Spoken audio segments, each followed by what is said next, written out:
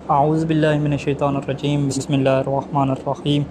الحمدللہ رب العالمین والصلاة والسلام علی محمد وآلہ اجمعین واللعنۃ الدائمۃ علی اعداء محمد وآل محمد اما بعد وفقنا اللہ وإیاکم للعلم والعمل الصالحین انشاءاللہ تعالی۔ موضوع گفتگو 3 سوالوں کے اوپر ہے۔ پہلا سوال یہ ہے کہ حدیث غدیر ہمارے ہاں تمام مسلمانوں کے ہاں متفق علیہ ہے کہ جسے ہم علمی اصطلاح میں تواتر لفظی کہتے ہیں۔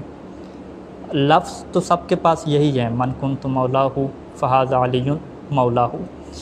لیکن جو اختلافی بحث ہے کہ ہم لوگ اس سے یہ معنی مراد لیتے ہیں کہ مولا کا مطلب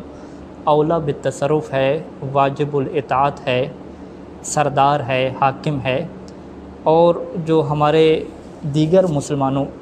کے جو ہمارے دیگر افراد ہیں ان کے ہاں یہاں پہ مولا کا مطلب دوستی کے ہے، محبت کے ہے، اور اس سے زیادہ کچھ نہیں ہے۔ پہلا سوال یہ ہوگا۔ دوسرا سوال یہ ہے کہ اس زمانے میں اصحاب اور دیگر لوگ اس روایت سے کیا سمجھتے تھے؟ کیا وہ بھی دوستی اور محبت کا معنی سمجھتے تھے؟ تیسرا سوال یہ ہے کہ پھر ایسا کیوں ہوا کہ اگر اس کا مطلب واجب الاطاعت اور اولا بالتصرف ہونا تھا تو رسول خدا کے جانے کے بعد ہی فوراً جو ہے وہ بہت سارے لوگ اس واقعے کو بھول گئے اور مولا علیہ السلام کو امامت اور خلافت یعنی خلافت کا جو ظاہری منصب ہے وہ نہیں مل سکا؟ پہلے سوال کی اگر طرف ہیں تو دعویٰ ان کا یہ ہے کہ حدیث غدیر فقط مولا علیہ السلام کی ایک فضیلت ہے، ایک منقبت ہے کہ جس میں پیغمبر اسلام صلی اللہ علیہ وآلہ وسلم نے بہت سارے لوگوں کو جمع کر کے مولا علی علیہ السلام کی محبت اور مودت کا درس دیا اور لوگوں سے یہ کہا کہ مولا علی سے دوستی رکھو، ان سے محبت رکھو، اس سے زیادہ کچھ نہیں ہے۔ اور اس کی وہ وجہ یہ بیان کرتے ہیں کہ چونکہ یمن سے مولا علی علیہ السلام واپس آئے تھے اور وہاں پہ کچھ اصحاب کے ساتھ معاملہ جو ہے وہ اختلافی ہو گیا، اور کچھ معاملہ اس طریقے سے بنا کہ بعض اصحاب مولا علی علیہ السلام سے بغض اور نفرت کرنے لگے، اور ان کی شکایت کو ختم کرنے کے لیے یہ سارا جو ہے وہ منصوبہ تیار کیا گیا۔ ہم یہ کہتے ہیں کہ سب سے پہلی بات تو یہ ہے کہ آپ کا یہ دعویٰ بغیر کسی دلیل کے ہے، کیونکہ غدیر کے جتنے بھی خطبے ہماری کتب میں نقل ہوئے ہیں، آپ لوگوں کی کتب میں نقل ہوئے ہیں، اس میں کوئی بھی اس طرح کا جملہ اور کوئی بھی اس طرح کا لفظ نہیں ملتا کہ جس سے ہمیں کم از کم ایک اشارہ ملے کہ یہ جو ہے وہ بعض اصحاب کا ایک اختلافی مسئلہ تھا، لڑائی کا مسئلہ تھا، اور اس کو حل کرنے کے لیے کیا ہے سارے کا سارا منصوبہ بنائے گا۔ یہ پہلی بات ہے۔ دوسری بات ہم یہ جانتے ہیں کہ جب بھی کچھ لوگوں کا آپس میں مسئلہ ہوتا ہے تو اس کے لیے اسی جن لوگوں کا مسئلہ ہوتا ہے اسی گھر کے افراد کو بٹھایا جاتا ہے، یا ایک محلے والے لوگوں سے مسئلہ ہے تو اسی محلے کے لوگوں کو بٹھایا جاتا ہے۔ ایسا نہیں کیا جاتا کہ مسئلہ جو ہے وہ محلے کے لوگوں کا ہو اور آپ دوسرے شہروں کے اور دوسرے ملکوں کے لوگوں کو بھی جمع کر لیں اور سب کو جمع کریں اور ان کو بتائیں کہ آپ لوگ ٹھہریں، ہمارے محلے کا مسئلہ چل رہا ہے، ہم اس کو کیا حل کرنے جا رہے ہیں۔ تو ایسا کسی بھی جگہ پہ کیا نہیں ہوتا۔ تیسری بات یہ ہے کہ اگر یہ مسئلہ یمن کا تھا اور یمن میں اختلافی صورتحال تھی تو اہل تحقیق نے یہ لکھا ہے کہ مولا علیہ السلام یمن میں 3 دفعہ جو ہیں وہ گئے ہیں۔ سب سے پہلے وہ 8 ہجری کو گئے ہیں، اور 8 ہجری میں جو اختلاف ان کا ہوا اس صورت میں جب غنیمت کے اوپر اختلاف بنا، اور حاکم نے جو ہے وہ اس روایت کو نقل کیا ہے کہ بریدہ شخص ہے کہ جو خالد بن ولید کے ساتھ تھا، اور ان کا اختلاف ہوا تو انہوں نے آ کے رسول خدا صلی اللہ علیہ وآلہ وسلم کو شکایت کی، تو اس صورت میں رسول خدا نے ان کی شکایت کو فوراً ختم کیا اور فرمایا کہ لا تقع فی علی فإنہ منی وأنا منہ وہو ولیکم بعدی۔ یہ جملہ 2 دفعہ کیا ہے رسول خدا نے ارشاد فرمایا کہ تم مولا علیہ السلام کے بارے میں اختلاف کا شکار نہ ہو، علی مجھ سے ہے اور میں علی سے ہوں، وہو ولیکم بعدی، اور میرے بعد جو تمہارا ولی ہے وہ علی ہے۔ اب دیکھیں ایک اختلافی مسئلہ ہوا یمن کے مسئلے پہ، رسول خدا نے اسے خود حل کر دیا، خود بیان فرما دیا کہ بھئی میرے بعد جو ہیں وہ ولی کون ہیں؟ مولا علی علیہ السلام ہیں۔ تو جب میں بعد ہی کہہ دیا میرے بعد ہیں تو یہاں پہ وہ محبت اور مودت کی بات نہیں رہتی بلکہ سرپرستی اور اطاعت کی کیا ہے بات ہوتی ہے۔ ایک یہ واقعہ ہے۔ اب 8 ہجری کا یہ واقعہ ختم ہو گیا شکایت کا، تو پھر 10 ہجری جب غدیر کا واقعہ ہوتا ہے تو اس سے کوئی جوڑ بنتا نہیں ہے۔ دوسرے واقعے میں مولا جو ہے وہ یمن جاتے ہیں ایک قاضی بن کے، اس وقت کسی بھی روایت میں ہمیں ایسی بات نہیں ملتی کہ کسی نے جو ہے وہ مولا کے خلاف کوئی شکایت کی ہو۔ تیسری دفعہ جب وہ جاتے ہیں اور یمن میں جاتے ہیں اور واپسی پہ جو ہے وہ جو غنیمت اور صدقات کا جو مال ہوتا ہے اس میں اختلاف ہوتا ہے، اور سعد بن مالک ابو سعید الخدری جن کا نام جو ہے وہ پہچانا جاتا ہے، تو انہوں نے جب اس سے اختلاف کیا اور حجۃ الوداع سے واپسی پہ آ کے مدینہ میں آ کے رسول خدا کو جو ہے وہ شکایت کی، اور رسول خدا کے بالکل وہ پاس بیٹھے ہوئے تھے، تو رسول خدا کو جب وہ شکایت کرنا شروع ہوئے تو درمیان میں رسول خدا نے اسے روکا اور اس کی ران پہ ہاتھ مارا کیونکہ وہ اس کے قریب بیٹھے ہوئے تھے، اور پھر وہ سعد کہتا ہے کہ رسول خدا نے فرمایا کہ مَحْ بَعْدَ قَوْلِكَ لِأَخِيكَ عَلِي فَوَاللَّهِ لَقَدْ عَلِمْتُ أَنَّهُ أَخْشَنُ فِي سَبِيلِ اللَّهِ کہ اللہ کی قسم میں یہ جانتا ہوں کہ اللہ کے راستے میں مولا علیہ السلام جو ہے وہ کتنے سخت بندے ہیں۔ تو یہاں پہ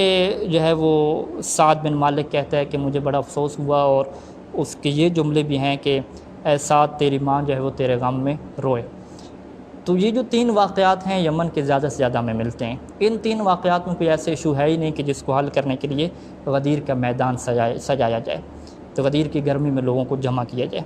بس یہاں سے ثابت ہوتا ہے کہ یہاں پہ جو مولا ہے وہ اولا بالتصرف کے معنی میں ہے، اور سب سے بڑی دلیل جو ہے وہ اسی من کنت مولا فہذا علی پہلے کے جو جملے ہیں وہ آپ کسی بھی حدیث کی کتاب میں اٹھا کے دیکھ لیں تو یہی جملے ملتے ہیں کہ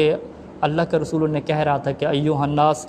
اتعلمون ان اللہ عز وجل مولائی وانا مولا المؤمنین وانا اولا بہم من انفسہم، تو سب کہہ رہے تھے کہ اے اللہ کے رسول آپ بے شک ہماری جانوں پہ ہم سے زیادہ حق رکھتے ہیں۔ اس کے بعد پھر فوراً رسول خدا فرماتے ہیں کہ اب جس کا میں مولا ہوں اس کے علی مولا ہیں۔ تو یہ وہ پہلا نقطہ ہے کہ جس کے اوپر واضح کر دیا کہ کوئی شکایت کا اگر ایشو ہوتا تو وہ شکایت کو ذکر کیا جاتا، یہ ذکر نہ کیا جاتا کہ میں تمہاری جانوں کے اوپر زیادہ حق کے تصرف رکھتا ہوں۔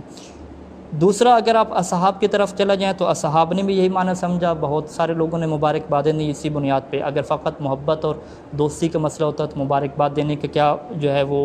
منطق بنتی ہے۔ اور ایک روایت یوں ہے کہ جسے مسند میں احمد نے ذکر کیا، اس کی سند بھی کیا درست ہے، کہ کچھ لوگ جو ہے وہ انصار کے آئے مولا علیہ السلام کے پاس اور انہیں کہا کہ جو ہے اے ہمارے مولا آپ پر سلام ہو، السلام علیکم یا مولانا۔ تو مولا فرماتے ہیں کہ کیف اکون مولاکم وانتم قوم عرب، کہ میں تمہارا مولا کیسے ہو گیا، تم تو عرب کے لوگ ہو، کوئی عجم وغیرہ تو ہو نہیں کہ تمہارا آقا اور سردار ہو، عرب تو سارے آزاد ہیں۔ تو اس وقت انہوں نے کہا کہ نہیں، اس وجہ سے ہم آپ کو مولا کہہ رہے ہیں کیونکہ غدیر قوم میں رسول خدا نے یہ فرمایا کہ جس کا میں مولا ہوں اس کے علی مولا ہیں، یعنی ان کے ذہن میں یہ بات تھی کہ مولا جو ہے وہ دوستی اور محبت کے معنی میں نہیں ہے، آقا اور سرداری کے معنی میں ہے۔ تبھی تو جب مولا نے اعتراض کیا کہ تم عرب اور آزاد ہو کہ مجھے مولا کہہ رہے ہو۔ اسی طریقے سے اس زمانے کے آپ شعراء کو لے لیں، جیسے کہ سیوطی نے اپنی کتاب اظہار میں جو ہے وہ حسان بن ثابت ایک صحابی ہے اس کے شعر کو نقل کیا ہے کہ جس نے غدیر کے اوپر ایک جو ہے وہ قصیدہ لکھا، اور اس قصیدے کے یہ لفظ ہیں کہ فقال لہو قم یا علی فاننی رضیتک من بعد امام وہادیہ۔ اب وہ اس جو ہے وہ غدیر کی جو روایت ہے اس کا ترجمہ امام اور ہادی سے کر رہے۔ اب یہ سوال پیدا ہوتا ہے کہ جب اتنا مسئلہ آسان تھا اور اولا بالتصرف کا اعلان تھا تو اب رسول خدا کے جانے کے بعد اتنا عرصہ نہیں ہوتا، اتنی بڑی تعداد کیسے پھر گئی؟ اب یہ ایک ایسا حساس سوال ہے کہ روایات میں اگر آپ چلے جائیں تو ان کے ہاں بھی بہت زیادہ روایات موجود ہیں کہ رسول خدا کے جانے کے بعد جس میں ہے کہ میرے اصحاب میں سے بہت بڑی تعداد کیا ہے پھر جائے گی اور فقط چند لوگ ثابت قدم رہنے والے ہوں گے۔ اور اگر ہم اس کے اوپر علمی طریقے سے گفتگو کرنا چاہیں تو شاید بہت بات لمبی بھی ہو جائے اور سوشل میڈیا کے مناسب بھی نہ ہو، فقط میں ایک ہی جملہ کہنا چاہوں گا کہ یہ تو مسئلہ تھا مولا علی علیہ السلام کی خلافت کو غصب کرنے کا، ظاہری خلافت کو غصب کرنے کا۔ اہل بیت کے حالات تو یہ بھی ملتے ہیں کہ مولا حسن اور مولا حسین علیہ السلام کہ ساری زندگی رسول خدا صلی اللہ علیہ وآلہ وسلم عملی طور پہ لوگوں کو دکھاتے رہے کہ میں کتنی حسن حسین سے محبت کرتا ہوں۔ اپنے درس کے دوران، ممبر میں خطبے کے دوران اٹھ کے چلے جاتے تھے، حسن حسین کو اٹھا لیتے تھے، لیکن اس کے بعد امت نے کیا کیا؟ فقط ان کو خلافت نہیں دی، خلافت چھین لیں، ان کو قتل کر دیا، ان کو شہید کر دیا، ان کی اولاد کو قیدی بنا کے لے جیا۔ ساری یہ امت رسول ہی تھی، مسلمان ہی تھے۔ تو آپ یہاں پہ کیا کہیں گے کہ سارے لوگ پھر گئے تھے کیا؟ تو یہ ایک چیز فطری سی بات ہے کہ جب بھی لوگوں کے مقاصد اور اغراض سامنے آ جاتی ہیں تو وہ معصوم نہیں ہوتے، اصحاب معصوم نہیں ہوتے، ان کے اندر بھی ایسی چیزیں ہوتی ہیں۔ میں اپنی گفتگو کا اختتام کروں گا اسی بات پہ کہ اللہ امام زمانہ کا جلد از جلد ظہور فرمائے اور ہمیں ایک عادل حکمران کی حکومت عطا فرمائے۔ اللہم صلی علی محمد و آل محمد۔